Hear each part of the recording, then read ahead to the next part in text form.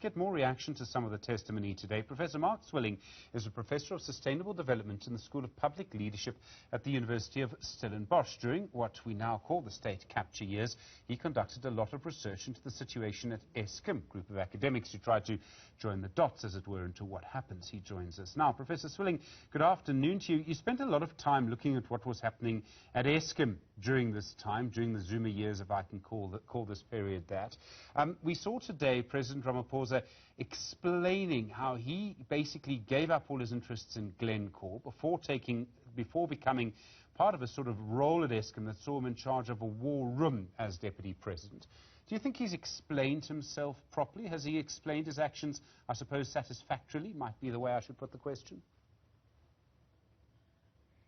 Well, it's extremely difficult to know exactly what was going on. I mean, the president's narrative is that he was not aware of the relationships that existed between Brian Molefe and the Guptas. And given his position in trying to manage the crisis at Eskom through the war room, it's difficult to imagine how that was possible, because surely there must have been some flow of intelligence. We know that the intelligence services were compromised as well, and so there is a possibility that there was no intelligence flowing through about these compromising relationships. And then one should ask, well, why didn't it come through the ANC? And then you've got to worry about the fact that the deployment committee was also compromised.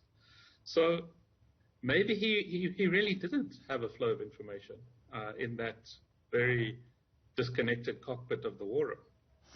You know, it's very difficult to know. There's an incredible human tragedy around the figure of Brian Molefe, a man with extraordinary gifts. I mean, the ability, a financial ability, second really almost to none, hugely competent. The president's saying that again today. And yet, I mean, eventually having to sort of, cry during a resignation because of this relationship with the Guptas. It's an extraordinary story. It is an extraordinary story, and I've tried in so many different ways to get an interview with him and failed because something happened, and it really does go back to him being fairly closely identified with the Mbeki group and needed to ingratiate himself with the Zuma group as that group rose to power and got increasingly more and more control of state institutions. And doing the China deal was clearly the moment of compromise. Although his last deal at the PIC was to secure the platinum mine for the secure loan for the Guptas for the platinum mine purchase, which didn't in the end work out. So even before Transnet, there was something going on. Definitely during Transnet, he really demonstrated his loyalty and compromised himself fairly fundamentally.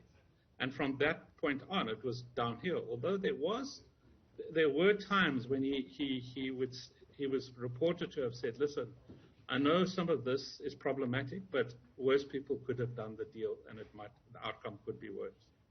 So there was some kind of ethical justification there that is very problematic, of course.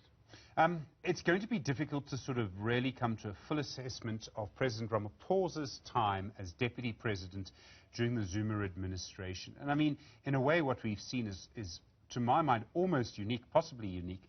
A sitting president taking questions under oath about what they've done as a deputy president in full view of the public. It's hard to know what the political consequences of this is going to be. I think some people are going to remain convinced that President Ramaphosa was wrong to do what he did. His fans will say he was right to do what he did and to try and almost resist from within the system. Yeah, well, I mean, I think what is most important is that Ramaphosa, speaking as head of the ANC, but also as president, has unambiguously stated that there was state capture. And that was never formally so clearly stated. I mean, doing this research in 2017 under very, very difficult circumstances, which felt a bit like, the dark days of apartheid repression, there was just continuous denial across the board from all ANC leaders.